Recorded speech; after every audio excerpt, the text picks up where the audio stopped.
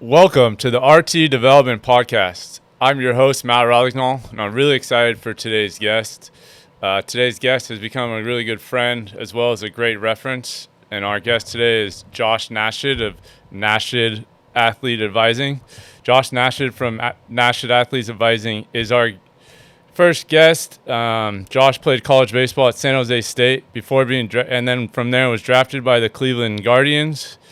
After his playing career in the Guardians organization, he moved into coaching and became the pitching coach and recruiting coordinator at St. Mary's.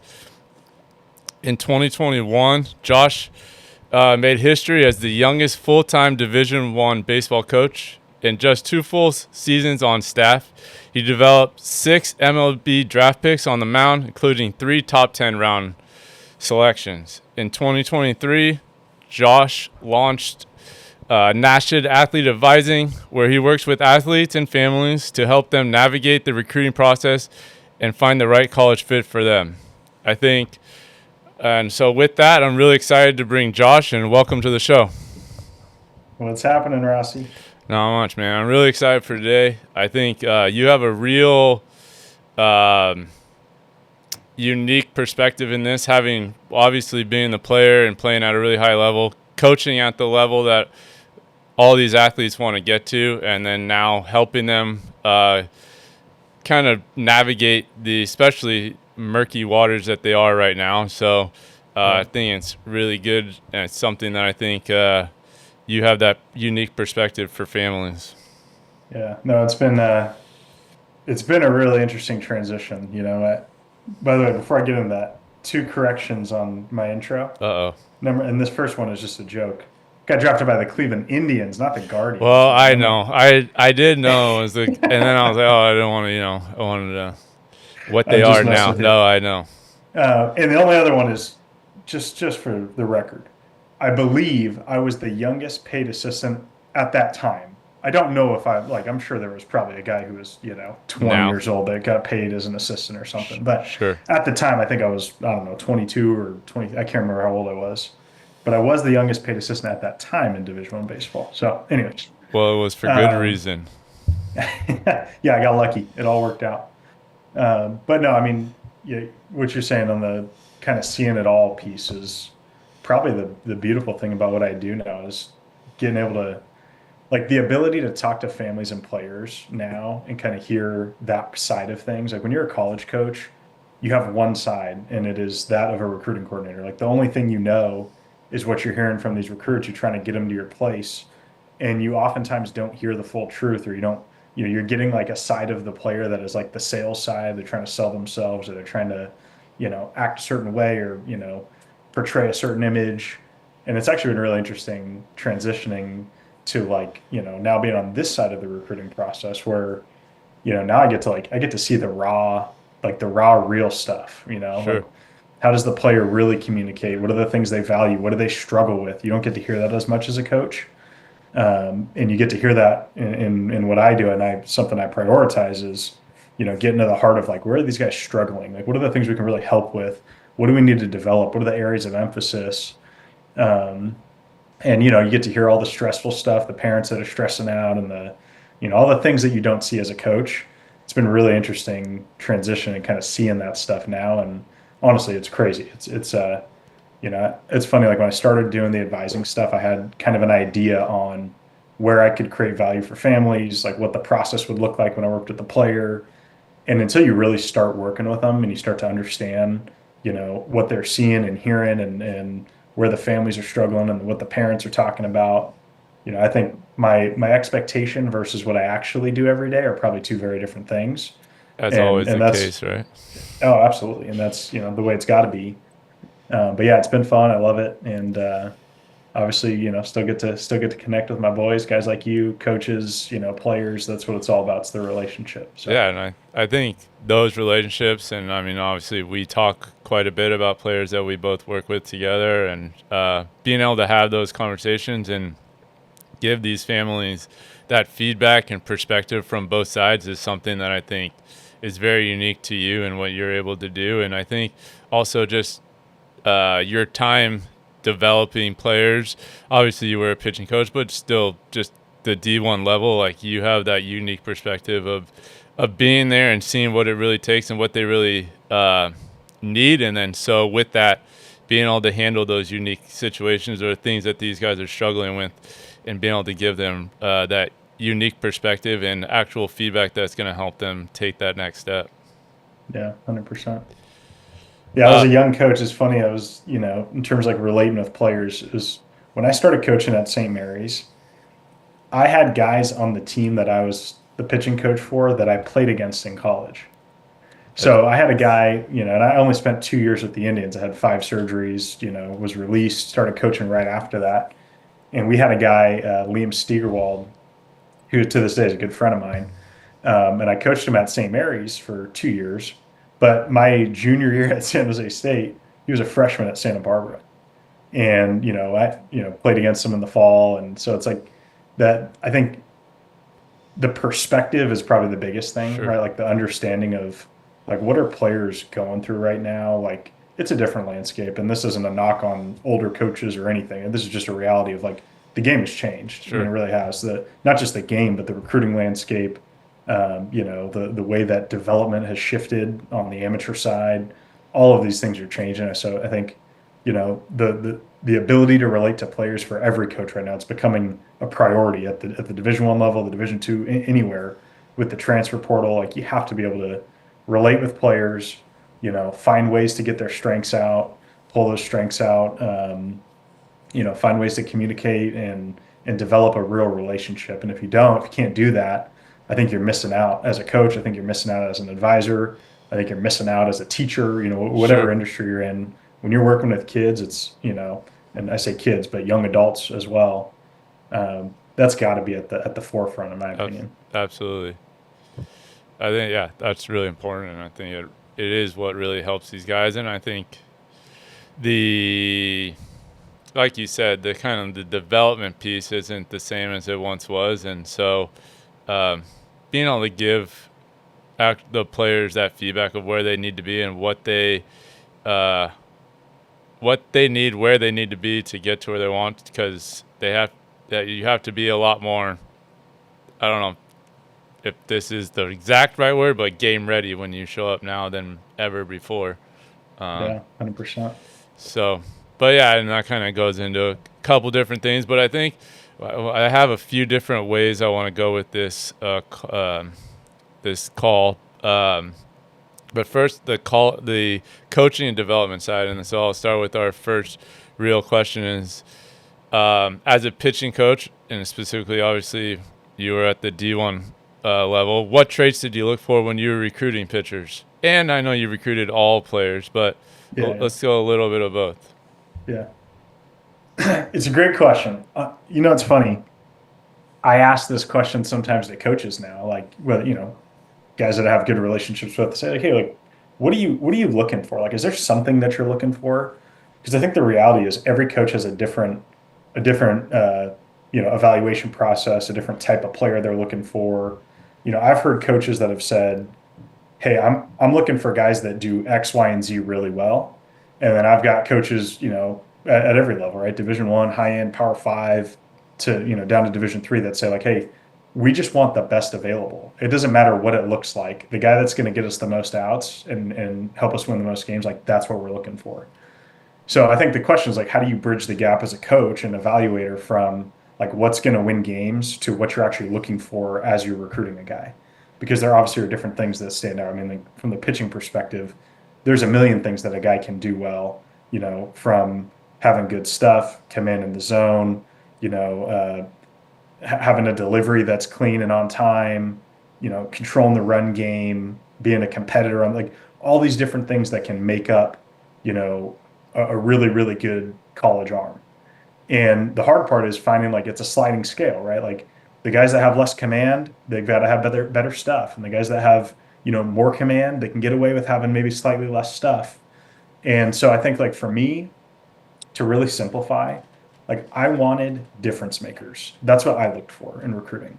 And I tried to always like maintain that perspective. Like it doesn't necessarily have to look a certain way as long as the end result is this guy can be a difference maker for us. So, low slot, funky lefty versus, 94-mile-an-hour righty with ride. Like, it doesn't matter if the guy can help us get outs, right? And so, honestly, I actually liked like the funky guys personally. Now, I think it's funny if you go back and look at when I was at St. Mary's. I think in 2 of the 3 years that I was a pitching coach there, and I promise this is more for the story. It's not a pat on my own shoulder. Um, we had like probably the top ERA, the top pitching staff in the conference for 2 of the 3 years, I think, when I was there. I have to go back and look, but we were a top 2 or 3 pitching staff, every year in that conference, or close to it. And the funny thing is, like, when I look back at those pitching staffs, I say, okay, like, how are they constructed? We had a really good combination of, like you mentioned, some high end draft picks. Like we had Kai Bush was a second rounder. He signed for, almost $2 million. A 6'6" lefty up to 96, like, with a power slider and a changeup, and had everybody, all the Sure. scouts there, and a bunch of guys that, we had a couple other top 10 round draft picks, and, um, also had a lot of guys that were like 85, 89 from the right side with pitchability that could throw any pitch at any time. And so I think what it comes down to is like every coach, like there's not a certain way that it has to look, but you have to be able to get outs. And again, it's a sliding scale of like, do different things that are unique that are going to beat hitters and limit runs. And at the end of the day, if you can limit runs, you are putting your team in a position to win, and Sure. there's a high likelihood that you get recruited. I think the reality now is that with the transfer portal, coaches are definitely starting to look towards the tools and the velo and this, movement profiles on pitches, and all that stuff is like starting to become more at the forefront in recruiting. And I wouldn't even say that that's a right or wrong thing. It's just the reality is that that's what coaches are using because it's tangible evidence and you can see it and you can define it. And when you can define it, it's easier to feel good about it.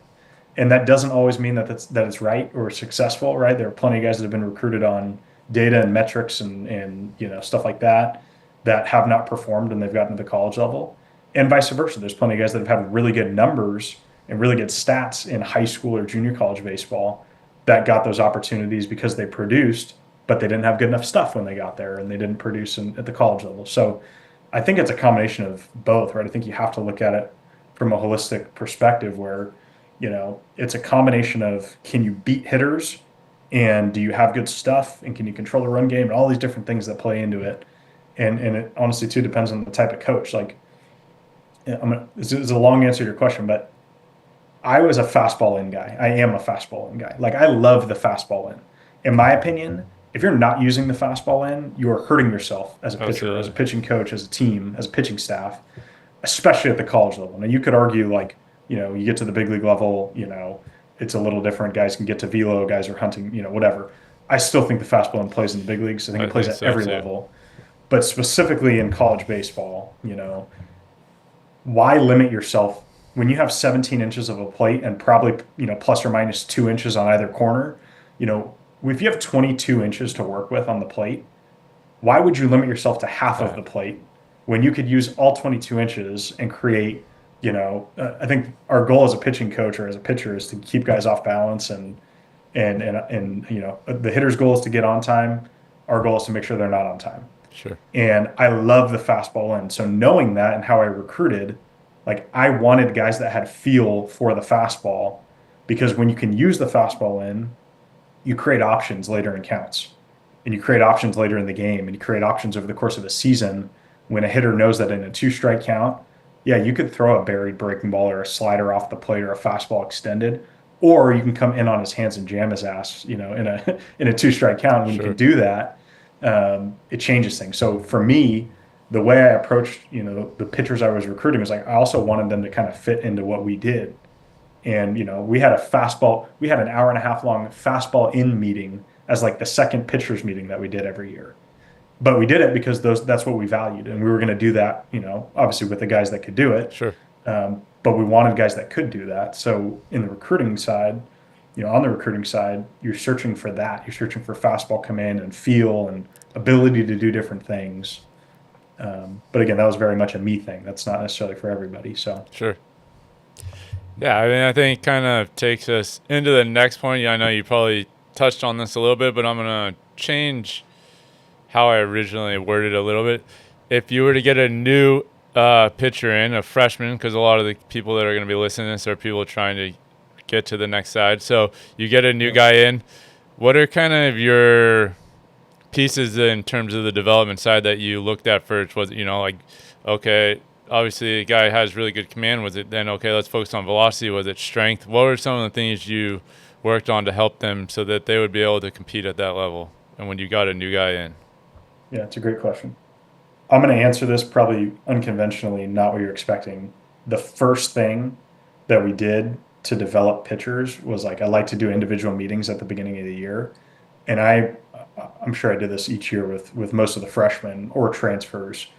I brought them into the office, and I told them, I would ask them like, hey, what do you think your goal is in the next? Like I would ask like, hey, what's your goal in the next 6 months in the fall? Like if you had to set two goals, like what would your goal be? And they'd give like a goal like, well, I want to throw, a little harder, or I want to develop my slider, or I want to earn a spot in the pitching staff, or whatever. And I like to always like preface the development stuff with this one key that I always told freshmen or new guys, which was the one thing I need you to do is to come in as a first year guy and act like you've been here for 5 years.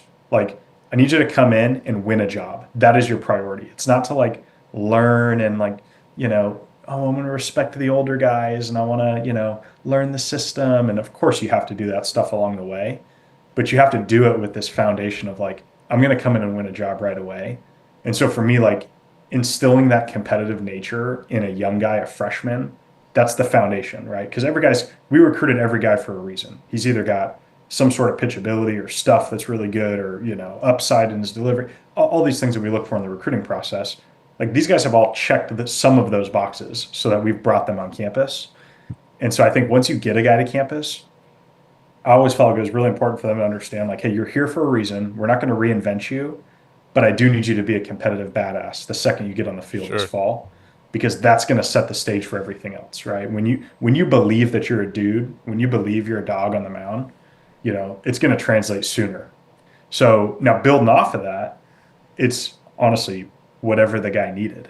I think that's something I tried to emphasize in pitching development was like there is no right way. Like there is no, hey, when you come into my program and I'm your pitching coach, these are the 6 things we do every day. Like, hey, you have freedom, and I'm going to help you with the guardrails to make sure you're taking that freedom and using it in the right direction. But like, if the number one thing you need is your slider's no good and needs to tighten up, like we are going to develop the slider. And if your delivery is atrocious in a way that's negatively affecting your health or your velocity or things like that, then we'll look at something like that. If it's, hey, you absolutely don't, you have zero command of the running game, then like that will be the priority all fall, because if you can't control the run game, you're not going to pitch here. And so really what it is like the main focus is whatever that player needs at that given time. Now, I will say the one thing that I think, in my opinion, should be at the forefront for most guys is having an out pitch to both side hitters. Like that was a priority for me. So I liked the pitch development side. And it's funny because like we didn't have TrackMan, we didn't have, uh, we didn't have Edgertronic, we didn't have any of that. Like we didn't really have any tech other than Sure. Rapsodo and my iPhone in slow motion, right? That's what we had. But I think we made a lot of strides on the pitch development side. And for me, that was a big thing is like, it's easy to go watch a player in recruiting and say like, well, the breaking ball's sloppy, or yeah, the changeup's flat, or the fastball's a dead zone, or whatever. We can do these things. We can bring a guy in, and anyone can see like, hey, that pitch is getting hit. Can you take that pitch to the next level? Because if you have an average breaking ball and you turn it into an above average breaking ball, you just transformed yourself. Like you Sure. can now beat Division I hitters. And to me, that is the biggest separator between guys that succeed in Division I at a high level, guys that get drafted, and guys that don't. Is like they have out pitches to both side hitters. They can beat hitters, like put them away with swing and miss. And it's easy as a coach to be like, oh, this guy doesn't have X, Y, and Z. But like I felt like my job was to get that out of them. Like let's find the out pitch and develop it so that you have a tool to beat hitters, right? Actually develop, guys. Yeah, I mean, like that's and there's no perfect recipe on what that looks like. Like I said, there's pitch shapes and movement profiles.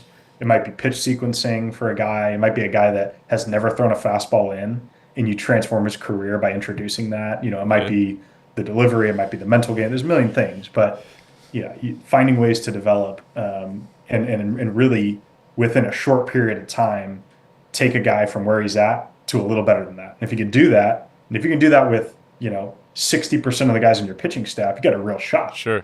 Especially if you're getting solid guys that have a foundation of you know having feel or having pitchability or having good stuff out of high school or junior college.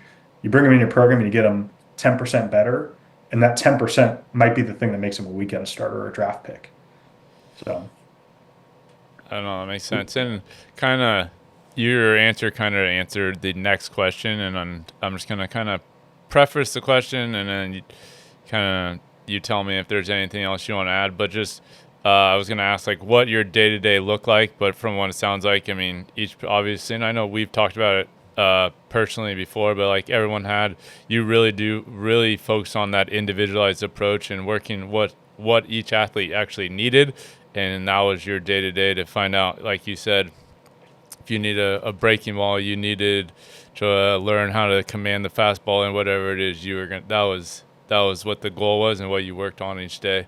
So, and I think something that I see pretty regularly, and I think it even goes to like the high school level. I know that's not what this is about, but and just your thoughts, like the biggest thing from jump to jump, whether it be JV to varsity, from going to the next level, is like the physicalness of each level that these guys yeah, don't really understand, and like and so like as much as it's having the skill side, like the biggest thing is something, especially D1, and some of these guys are 21 years old, 22 years old, they're just so much more physically developed. Like, is that some of the stuff that you saw and made look for or really harped on, especially when those guys came in? yeah. You know what? I personally, I always looked at, so physicality for sure. Like if we're to look generally speaking, physicality is the thing that separates, a JV kid from a high school kid from a JC kid, a JC kid from a, 4-year college kid. Like physicality is the thing that creates opportunities, right? Ability to impact the baseball, whether that be, creating swing and miss, whether that be hitting the ball with some authority, running the bases, arm strength across the diamond. Like those are the tools, and physicality are the things that we look for as college coaches because they have the highest correlation to success, right? Um, you have to have a skill set in tandem with those tools. But I think, for me, looking at, looking at like for a player, I personally believe like I try to look at it less about physicality and more about on-field tools. So like it's not about getting strong, it's about having more bat speed. It's about running faster. It's about throwing harder. It's about having Sure. a cleaner move and delivery. Like to me, it's the outputs that matter. So like when I'm recruiting, yes, it's physicality, but it's physicality in reference to how the kid's strength or mobility or movement profiles actually translate to on-field Sure. production. So like the kid that's 160 pounds, but he flies and he's actually got some bat speed and he can do different things. Like I'll take that guy in a heartbeat if he's going to help us win baseball games. The guy who's 220 pounds, but he doesn't move well, he's tied up, cuts a swing off. Just because he's strong doesn't necessarily mean he's going to be a good player. Absolutely. So it's finding like the best combination of both. But yeah, in terms of like a recommendation for young guys, I mean, the more physical you can get and the sooner you can get physical, the better likelihood you are of getting recruited. Like that's just the truth. Um, I think the days of like the really projectable kid he's a really good player and he's projectable and he's got upside, but he's just not physical enough yet. Like the days of that guy going to the highest levels out of high school are, let's put it this way, it's few and far between now. There are Sure. very few programs that are going that road. Now they're still there. There are still coaches that value that. But the reality is like, would you take a high school senior who has physical upside, or would you take a JC sophomore that has 2 years of proven track record and has been in a weight room for the last two Sure. years, and he's got 350 collegiate at bats? And the reality is most coaches are taking the older guy. So, for a young guy looking at that, yeah, I mean, getting physical, finding ways to impact the baseball on both sides, not just offensive. Like, can you make an impact on the field with your tools? And if you can't, then you need to go all in on doing that as soon as possible. Sure. Or you need to go to a JC, or you need to, whatever the case is. So, but yeah, you're spot on. Physicality is the number one separator. And of course, in tandem, like I said, with skill set and ability to Absolutely. play the game and baseball IQ and all these other things. Um, but if you're going to pick one thing that separates guys, yeah, it's the same reason why, what's the difference between, a guy in the SEC and a guy in, double A? I mean, it really is. Guys go to pro ball and they get bigger and stronger and they get Sure. more physical. And, you watch guys that, you watch guys in the big leagues. Go look at Francisco Lindor in his early big league career versus now. Like the physicality is different. All these Absolutely. guys, they get stronger and they get more physical. So, um, yeah, I mean, eat and lift and take care of your body and do Sure. the things that are going to put on weight and put on strength and hopefully translate to on-field tools, right? That's the end goal. Absolutely. All right. I mean, all this is kind of tied into recruiting, but some recruiting Oh yeah. questions. Just now, from the other perspective of you talking to coaches daily, what are some of the things that players can do to really help themselves stand out to college coaches? Yeah, good question. Be really good is the first and foremost, right? I mean, like, and yeah, it ties into the physicality piece, but like, if you are significantly better than your peers, then you have a strong likelihood of being recruited. If you are not significantly better than your peers, and by the way, when I say peers, the reality now is like that doesn't just mean the guys you play against. Like the high school senior right now, or the high school junior, his peers right now are guys that are currently on college campuses, right? Sure. JC guys, Division two, Division three, Division one guys that are going to be bounce backs. Like you are competing against guys that are currently on college campuses for spots on those college campuses in a year or two because they're going to be in the portal, they're going to be, getting cut, or they're going to be advancing to, a higher level. So you've got to be better than your peers. And, how do you do that? You develop, you get physical, you train, it's a combination of everything. It's getting reps, it's getting strong, it's developing your stuff on the mound, whatever it is, right? You've got to find ways to be better than your peers. Now, outside of just being a good baseball player, there obviously are things that players, should be prioritizing, right? Um, all of the things that if I'm going to go recruit a guy, I want to know not only he's a good baseball player, but I want to know this guy's going to make an impact on our team that is positive and not negative. So, like, you know, in today's recruiting landscape, there's a lot of good players out there. How do you separate from, if you're a first baseman that hits for a little bit of power at the JC level or the high school level, there's a million first basemen that hit for a little bit of power that have played Division One, Division Two, Division Three, junior college, NAIA, that all also want high level opportunities. How do you separate? Well, you separate by, you know, being super proactive in the recruiting process, right? By emailing, DMing coaches, by being aggressive to own your own recruiting process and let coaches know you're interested. Um, you make more impact by separating in the classroom, okay? By, being a 3.7 instead of a 3.2, and let that be the reason why a coach takes you over the other guy who's a 3.2 GPA because he thinks you've got a higher likelihood of succeeding, on a college campus. Or you're going to get more academic money because you have better grades, and so it's an easier offer for him to offer you than the other guy.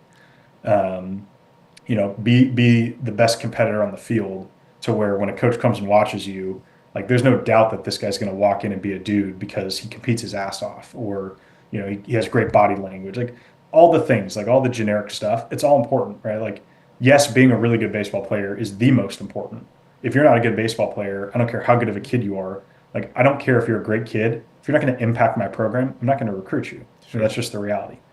Um, but if you hold all things equal and you say, hey, you're a good baseball player, focus on all the other things too. I mean, like everything you do on the field in your high school, for your high school team or your travel coach, like the way you interact with the coaches, the effort you put in, all of those things culminate to at some point a college coach is going to call your travel ball coach or your trainer or your high school coach or your advisor, and they're going to say, hey, like, give me the scoop on this guy.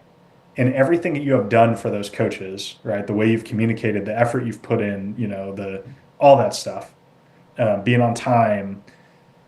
When a coach gets on the phone with that guy, you want there to be no reason why the coach has to say, well, hey, he's a really good player, but X, Y, and Z, right? Or, hey, I'm not really sure about, how confident he is, but he's got tools, like don't let there be any buts, right? Everything you do factors into your Sure. recruitability. So I think that's where a lot of times players get like there's always a problem with the high school coach. There's always a travel coach kind of screwed him because he didn't do this or he's not playing the position. And it's like, honestly, nobody cares. Yeah. The college coach doesn't care. The college coach wants to be able to call someone and say, they want the coach to say, hey, yeah, my guy's a badass. He's the guy you need to take. Like this guy is going to come and produce for you. That's what they want to hear from a coach.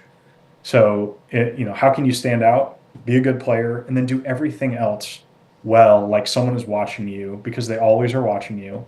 And if they're not watching you, they're going to call someone who is watching you. Absolutely. So I think it's, finding ways to just be well-rounded human beings, not just baseball players for sure. 100%. I would say, yeah. I mean, that's And by the way, like this is a great question for you, Rossi. It's like, you've had college coaches call you before. You've had pro scouts call you on guys that have trained at your place. There's a lot of scouts that have been to your place or that know and trust you. Like, how often? I mean, you've seen that, right? Guys call you and they ask those questions. I mean, what kind of 100%. questions have you gotten from coaches or scouts? Yeah, I think on the scouting side, especially, I mean, typically they've already seen them, so they know the skill set is there. So yeah, it's a lot more. As much as it is like skill set that they'll ask about, but they're trusting their own eyes. They're asking, what kind of worker is he? How is he like work ethic? Is he just like all around the guys? Does he get along with everyone? How how does he go about his business? And I think that's the biggest thing I would say. And I tell people this all the time. Is like especially on the scouting side, the coaching side a little bit more into maybe like some development stuff. But even then, it's just it's all what kind of person is he? How does he go about his work? And like is he a leader? And not every athlete is going to be a leader, but like is he Yeah, someone who leads and is leading by example, or is he um, someone who kind of goes through the motions? And so I would say when it comes to the coaches and the scouts, those are like the biggest conversations. I think I definitely am getting a little bit more questions with, especially like having the tech and all that stuff, like about oh yeah, pitch and uh, what their stuff looks like and things like that, and being able to talk about it, and then also using like our force plates to kind of match up. Okay, this is what we're seeing with the data, where okay, this guy has a little bit more room to grow, or kind of seeing if this guy's kind of maxed out. So yeah, I mean, I think they come to us for all that different information, but from a if I the thing I would say to any kid is like they want to know as much about what kind of person you are as they do about the skill set. They want to know what they're getting themselves into, and especially on the school side, like is he going to be a good fit for our program for the next 3 to 4 years? yeah, Yeah, I yeah. I mean, would say like we look at like makeup, like player makeup, right? Like that's the for anybody that doesn't know what that means, it means, like mental makeup, like your character, your sure. work ethic, like all those things, right? The intangible stuff, your makeup. Um, and it's funny, like as you're talking, as I'm thinking about this, I'm thinking back on guys that I, coached and guys that I've worked with. And, to me, and this is a me thing, I'm not speaking on behalf of any other coach. This is my opinion. You know, if you had to ask me like, what are the like three things that a guy needs? And the three things that you feel like if he has these things, it doesn't matter, nothing else matters, right? To me, he's got to be a good player. Okay, that's first and foremost. He's got to be a competitor.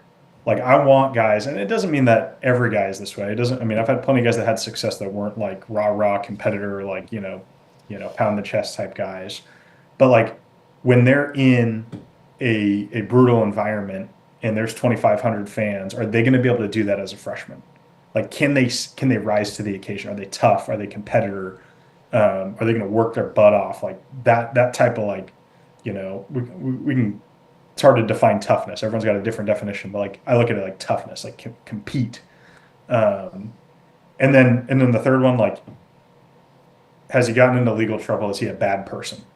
If Sure. he's not a bad person and he's a good player and he competes his ass off, I'll take that guy in a heartbeat. Sure.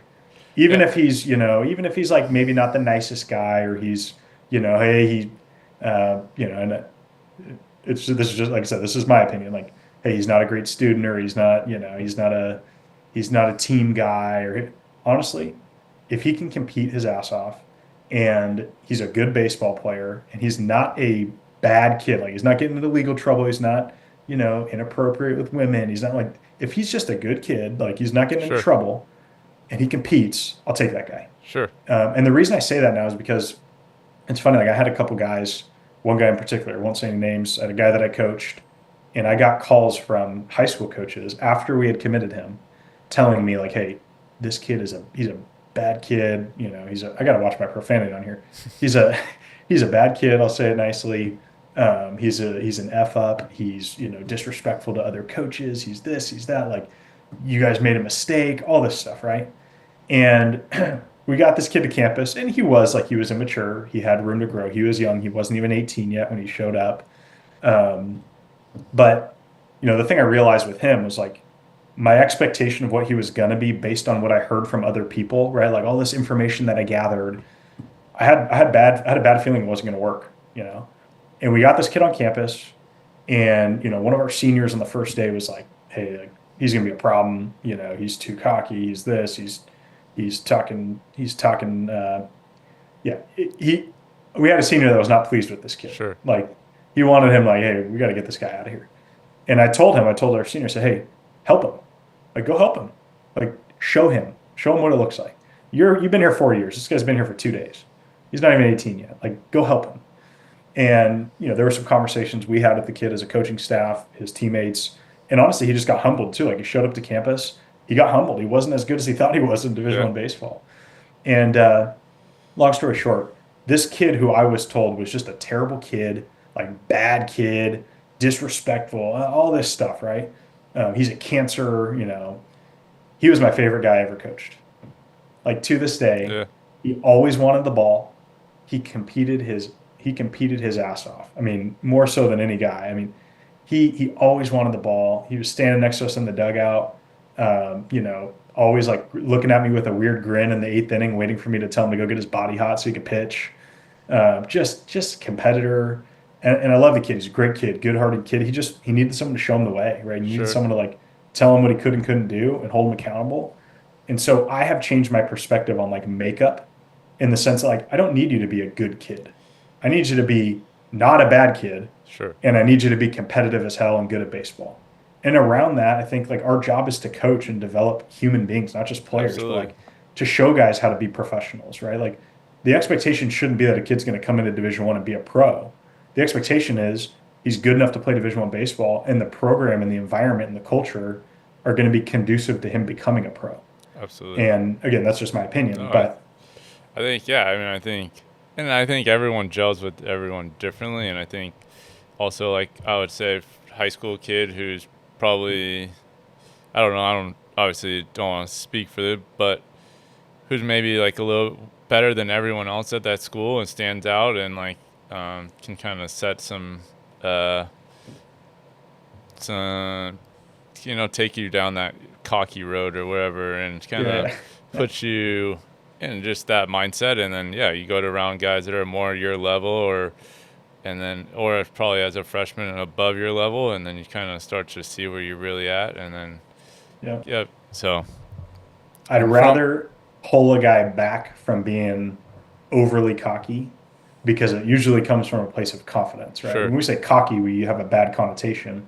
When we say confident, we love that, right? absolutely, So if we can pull the confidence out of the cocky and use that, I'll take a kid that's, over the top cocky and pull him back knowing he's going to compete. He trusts himself. He believes he's really good than the kid that's like, the nicest kid in the world, but like lacks a little bit of confidence. He's got a good skill set, but like he doesn't necessarily believe in himself yet. I'm not saying you can't teach that. I'm just saying if I had to pick two, I'm sure, taking the guy who's confident, any absolutely, day. And I think most coaches would. But absolutely. Uh, Let me ask you. So, with social media, with everything, with emailing, What are some of the first steps an athlete should take in the recruiting process? Emailing, social media, highlight video, etc. Yeah, honestly, I don't know if there's a first step. The first step is become a really good player, obviously, right? If you're going to start, emailing coaches, posting on social media, like if you're going to start spending significant time on those things, which by the way, at the right time are very valuable, but at the wrong time are a waste of time. So I always say like first step is, you know, surround yourself with people that can help you understand, are you a potential prospect at the types of schools that you are going to be interested in targeting? So if your goal is to play, uh, Division II baseball in the CCAA conference, like, okay, it's a transfer heavy conference. They get a lot of Division I bounce backs. Like, it's good baseball. West Coast Division II baseball is really good. Are you an actual prospect at that school? Like, or are you just going to target those guys because you think Division II is not as good as Division I, and so like I'm just going to go email a bunch of Division IIs, right? Sure. And I think like surrounding yourself with people that understand the landscape, understand, talent level of, where guys potentially belong or where they can thrive, um, and putting together a plan built around that. So, okay, if you're going to reach out to schools, like, yeah, if you're 80, 82 with, no pitch ability and you're 150 pounds and you're 14 years old, like, should you be emailing Power 5 schools? Like, probably not, Is there a downside? I mean, probably not, other than wasting the coach's time and probably wasting your own time. But there's no upside, right? And so, like, being realistic with yourself about, am I putting time and effort and money into things that are going to provide me a return on investment for my time, my money, et cetera. And if you are, then awesome. Go spend a lot of time doing that. But honestly, for most guys, the highest ROI comes from development and training and calorie Sure. intake, tracking their calorie intake, taking care of business in the classroom, all of these things that are going to make you more recruitable.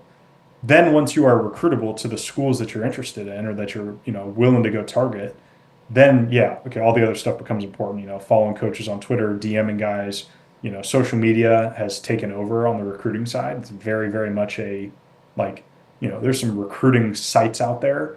I would say Twitter is probably the number one, like X is the number one, you know, coaches are finding guys and identifying and following up with guys and DMing players on social media, at a higher rate than a lot of these recruiting platforms that players are spending a lot of money on. So um, yeah, first step, be really good. Second step, figure out where you belong or where you potentially belong and build your plan around that, right? And then continue to develop so that you can get there. And then, yeah, like emailing coaches, DMing coaches, social media, all that stuff, for sure. You want to do that. You want to be proactive and aggressive. But I just see a lot of guys like sending off emails like blind, just blasting a bunch of emails. And it's like, dude, you didn't even tell the coach what you're good at in the email. Yeah. Like if I'm a coach, like what are you actually good at? You're a defensive catcher with a 195 pop time, but the only video you sent was your offensive stuff and you punched out 27% of the time last year. Like that's not your selling point. Your selling point is you're a defensive catcher with a strong arm. Sure. So honestly, the other thing too on the first step is like have the self-evaluation to know what do you do really well and what do you not do well, and make sure you're tailoring your development around the things that you don't do well, and you're tailoring your recruiting outreach on the things that you do well. And if Definitely. you're doing those two things, you got a high likelihood of having success. So, um, No, that makes sense. yeah. Kind of leads into the next question, and uh, I mean, I would say 95% of our guys go through this, like figuring out, like, oh, they all want to go to showcases. They all want to, that big next showcase that's coming up, and they all want to go to it. And we have to have honest conversations with them all the time, like whether it's a good fit right now, if that's whether if it's like a school camp, is it the right fit for where you are, like are you gonna more expose yourself than actually get the exposure you're looking for? Yeah. So kind of to that is like, when do you think is the right time to go to showcases for these guys? Yeah, this is a hard one. It's a hard one because every player to me is different. And honestly, like, look, I hear this all the time that prospect camps are a waste of money. It's a money maker for the coaching staff. Unless you're good enough, it's a waste of money. And there's only so many guys that are actually good enough. Showcases, same thing.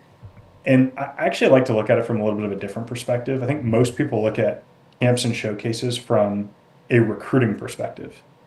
I like to look at camps and showcases, yes, from a recruiting perspective, but also from a development perspective, where people talk all the time like you should be focusing on development, not going to those events.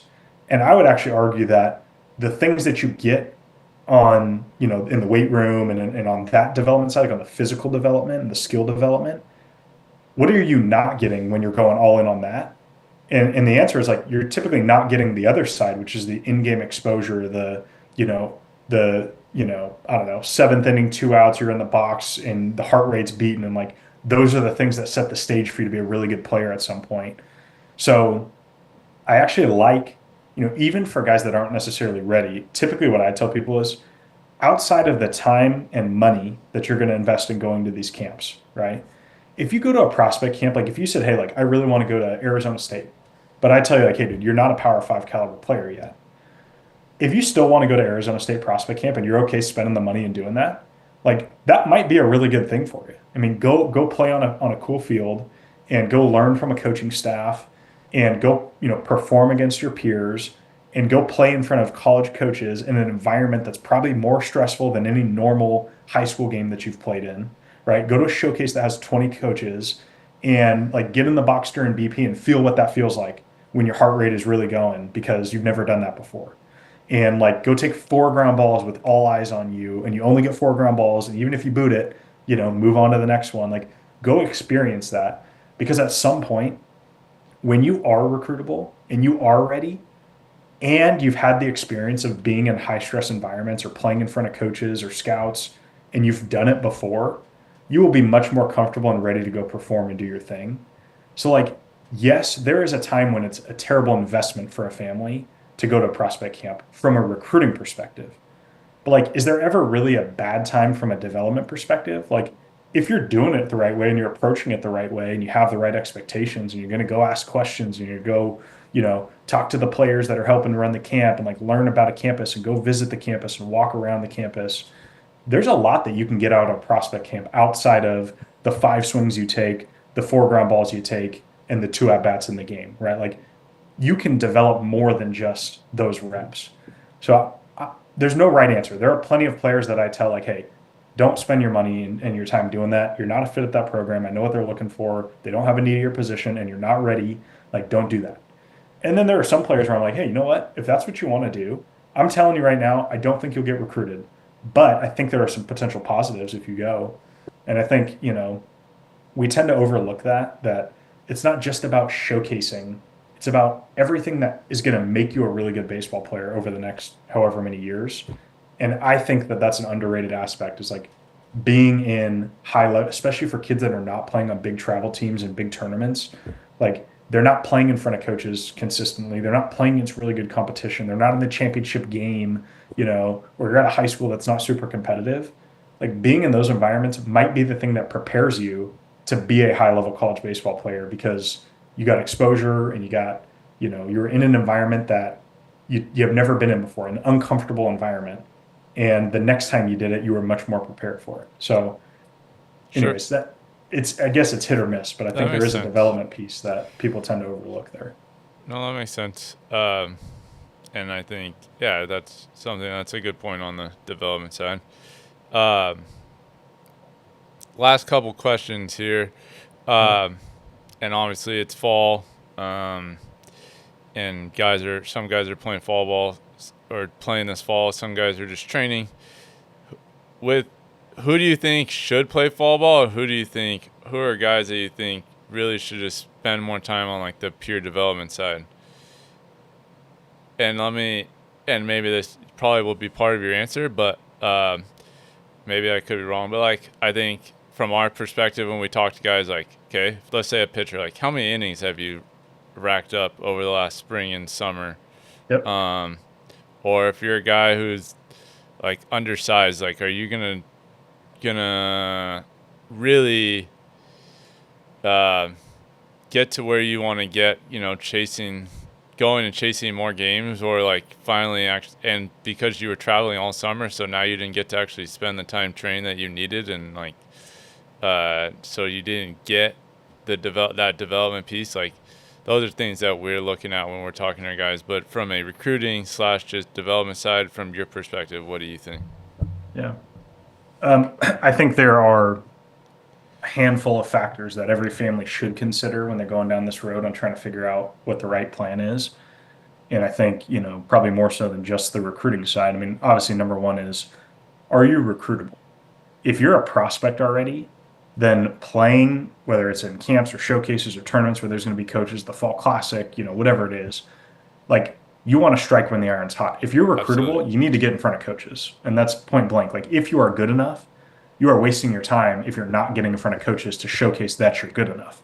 Now, most guys aren't good enough to go demand, scholarships right away and go get a bunch of opportunities. But for the guys that are, yeah, go play fall ball, go play scout ball, go play like go do things, right? I think so. Like the factors are like recruitability. How recruitable are you currently? Do you need to develop to become recruitable? Um, you know, what are your development needs if you're not recruitable? Do you need innings and workload because you didn't pitch very much at your high school last year?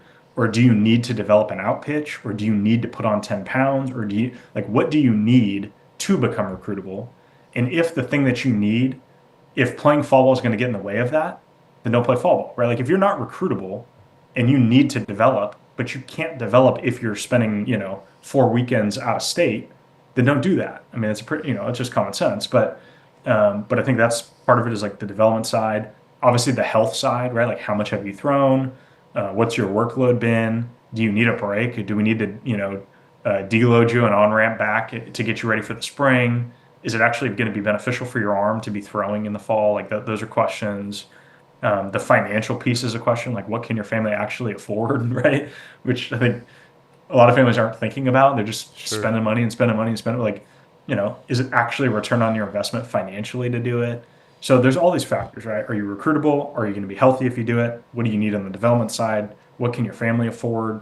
Have you made a commitment already to a team? All these factors, but I think you have to look at all of them because the answer is different. And I've had this conversation with, 30 plus guys in the last year on, hey, what do you think on my fall stuff?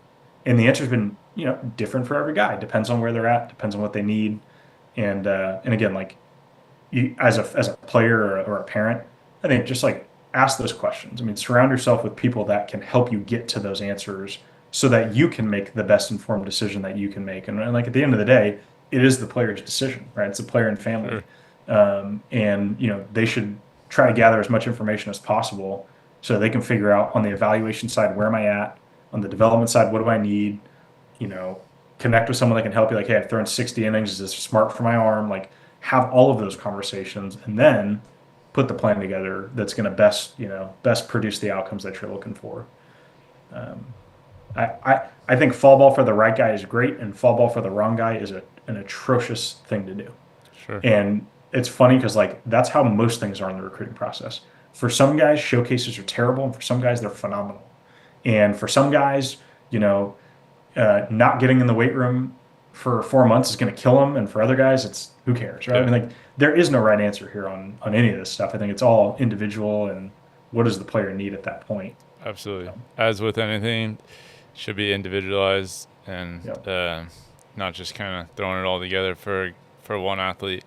But with that, I mean, this has been awesome. I don't want to take up too much more of your time. I just want to end it with a quick rapid fire. Couple just short answers. yeah. More little fun here. I have trouble with short answers, so I'm gonna try my best. That's right. They're well. You can take as much time as you need. But Yep. as we go here, favorite baseball memory as a player. Oof. Uh, as a player, probably. I mean, I think the two are winning a CCS championship at Leland High School my senior year. We won the first year of Open Division. We beat, three private schools. We won the whole thing. That was pretty cool. That's awesome. At San Jose Muni, and I actually was, ended up going to play at San Jose State. So like that was the field I played on for Yeah. 3 years. That was a really cool experience. And then, I mean, I just think, unfortunately, I had a tough pro career. I had 5 surgeries, never really pitched, but getting drafted obviously was like, Sure. that's The goal. kind of that. It's funny because it's like you're reaching your goal, but then the goal resets. It's like this Absolutely. affirmation that you're good and you've got a shot and someone's going to invest in you and they want you. And then also this like wake up call, like, holy shit, I'm going to go, I'm going to go play in pro ball. Right. Yeah. No, absolutely. Um, but yeah, that feeling was awesome. That's awesome. All right. Best advice you ever got from a coach? Off the top, since this is quick, I would say like Tom Kunis, who's a really good friend of mine now. He's the Dodgers NorCal scout. He was my pitching coach at San Jose State. He's coached at Stanford and all over the place. Yeah. Tom's Probably one great. of the most well-respected baseball minds anywhere in the Absolutely. country by anybody that knows him. But he had Absolutely. this saying. It wasn't necessarily like advice that he gave me as much as something he just said all the time. He always used to say, "If you're going to do it well." And he would be yelled, "Hey, if you're going to do it well." And I just think like that's always resonated. Like if you're gonna do something, like do it. Go all in. Like go do it. I saw this video of Matthew McConaughey saying the same thing this morning on Twitter. And it's like, hey, if you're gonna do something, like go do it so that you never look back wondering, what if What I would if? have done a little better? What if I would have put more effort in? So No, it's something I Coach think Kunis is the man, and he's yeah. If he you're gonna is. do it well. He I is. can He's I can a picture it in his voice. he is great and a good. I mean, obviously not as much as with you, like, but I've been able lucky to spend some time with him and use him as a resource, and I've learned a lot from him, and he's been awesome. And that advice is, I think, something, especially for these younger guys. Not to make this longer and take away the rapid fire part, but that like a lot of these guys, they do a lot of guys do a lot more work than ever, but the intent behind the work is something else. And so like having like if you're gonna do it, like the intent and everything needs to be there. Yeah. And the last one, uh, back to the recruiting side, what is one underrated skill that gets players noticed? Ooh, underrated skill. Um, I'll call it underrated because I don't think players understand the importance. But the run tool is, and I honestly, when I started it's funny, like when you're a player, you don't think about these things like the time down the line and how you construct a lineup based around like this guy can run, this guy can't, so we're going to put him in the field. Like you don't really think about that as much when you're playing. You're more focused on yourself. And then I started coaching and like then you see like everyone's got a stopwatch and everyone's getting times down the line and you start to like build this reference point for what it's supposed to look like. And then, you get to a point in your coaching career where it's like, hey, like you're making decisions based on that stuff, right? Like you're pitch planning based on who can run and who can't. You're positioning in the field based on who can run and who can't. You're putting guys in the lineup based on who can run and who can't. Yeah, And I think like people don't realize like there's a lot of kids that are 7-2 runners that think they're Division 1 shortstops. And it's like, I had one of those. I had a 7-2 runner that played shortstop in Division 1, and he was really good. He actually got drafted as a pitcher. His name's Chris Campos, who's with the Dodgers right now in Double-A, pitching. But the reason he could play shortstop as a 7-2 runner was because he had a freaking hose. He had a cannon across the yeah, diamond, and he had like legitimate actions, and he moved really well left and right. He wasn't fast, but he moved quickly, and he was tougher than anybody. But it is very rare to find a it's 7-2 true. runner that's like good enough to be a high-end Division 1 shortstop. So I think like the run tool, players typically undervalue how important that is. And honestly, it's one of those weird ones where like if you're slow, you're slow. It's hard to hard to develop speed. But it's one of those things that as a coach, I think like yeah, I would say it's an underrated thing that like a lot of parents don't realize that, right? Like they see batting average, they see all this stuff, and it's like that's great. You performed in high school, but like you're a 7-2 runner. What are we going to do with you? Absolutely. And college coaches value that stuff tremendously. So that'd probably be one for sure. Well, this has been awesome. Really Hey, appreciate before you end this thing, can I what's ask that? you a question? Sure, of Like course. this is the Rossi podcast. We got to ask Rossi a question.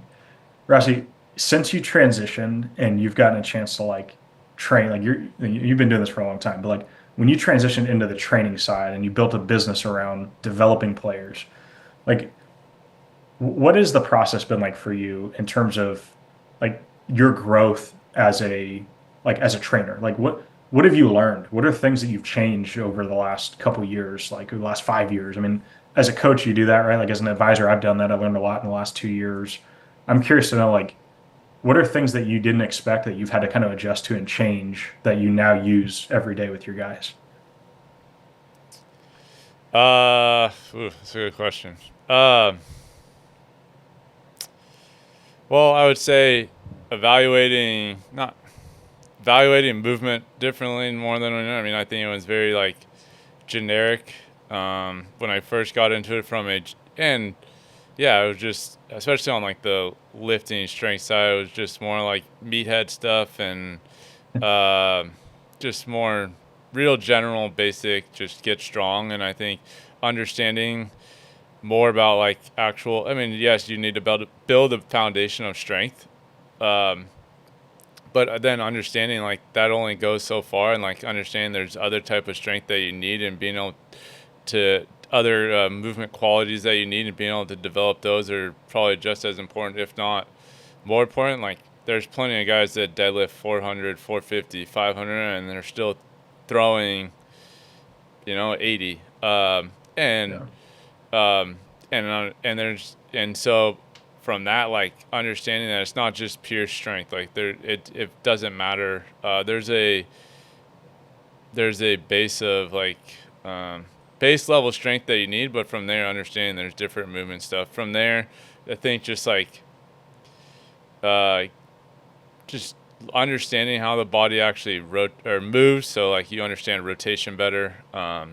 Understanding how to create more force, how to put more force in the ground. Like I don't think early on we and obviously we also weren't measuring all this stuff early on. Yeah. Yeah. Um, but just didn't understand all this. It was more just like get strong and like that was it. And now understanding more of like what's important, how to move, as everyone wants to talk about like the biomechanics, understanding more about the biomechanical piece, especially when it comes to throwing and hitting. And so understanding things that we need to do on that end. And the last thing would just be like the arm care piece and just understanding more about the arm, doing more stuff on like the forearms, bicep, tricep, like the beginning. I know, maybe even sounds more meathead-ish, but like in the beginning, like we didn't train biceps or triceps at all. It was like those are just kind of to look good muscles, whatever. And like they actually have a huge impact on like the elbow and in throw. Obviously, you're not like muscling with that, but training that can really help protect the elbow and so just learning more stuff about that stuff. I think that's evolved a lot. And then I think the biggest thing from the beginning is like learning how to integrate the training and the skill side together, and like understanding if a guy needs to work on rotation, like learning how to do stuff on the skill side with that, but also then training it and training certain qualities and things on the training sides, strength side slash more importantly just like movement side. So they really are working together, and I think that's what for myself or when I talk to our coaches is like I don't care how strong you are or what, is like how can we integrate it so that it transfers to the field, and that's the most important piece. Like Yeah. all I care about is how good they perform on the when the lights are on and it's time to perform, and so getting things that transfer to that. That's funny. Yeah. I always tell the I story I that don't know when I that. was when I was at San Jose State, we had we had like, racks. So like when we're all squatting or deadlifting or whatever, there's like they kind of had their racks based on strength. Sure, So the strongest guys were on one side by the turf area, and the weakest guys were on the very end. And like it was always like freshmen, right? Like skinny, scrawny guys. I was at the lowest rack for like almost all 3 years of my college career. And it wasn't even that I wasn't putting effort in. Like I was not a lifting guy.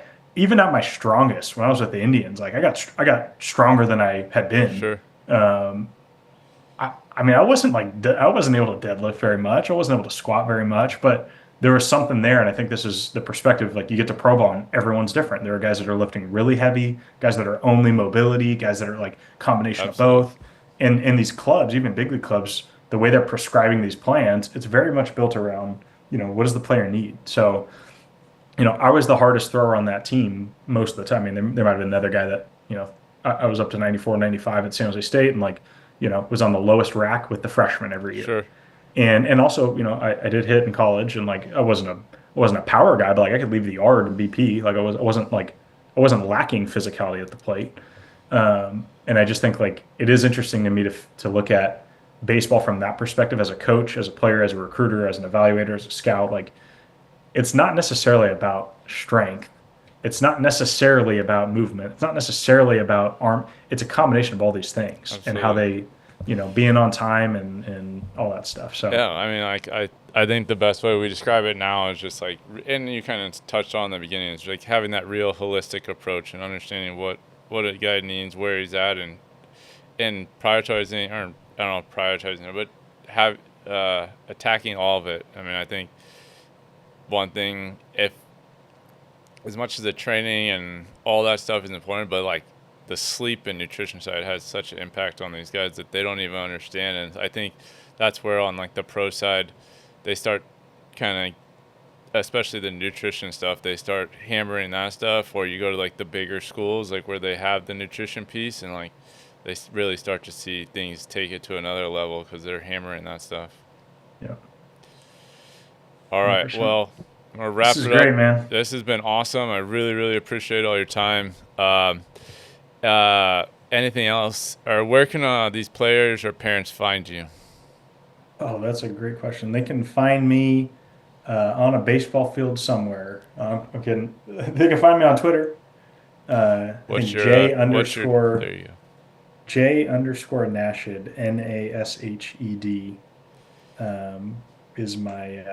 is my Twitter, my X profile. Um, they can Website? find me at nashedbaseball.com. We'll redirect them to my website. Um, so those are the Awesome. spots. Awesome. Well, I really appreciate it. It's been great info, and it's been awesome having you on. For us, you can reach us at rossistraining.com and on Instagram at rossistraining. Thanks for listening.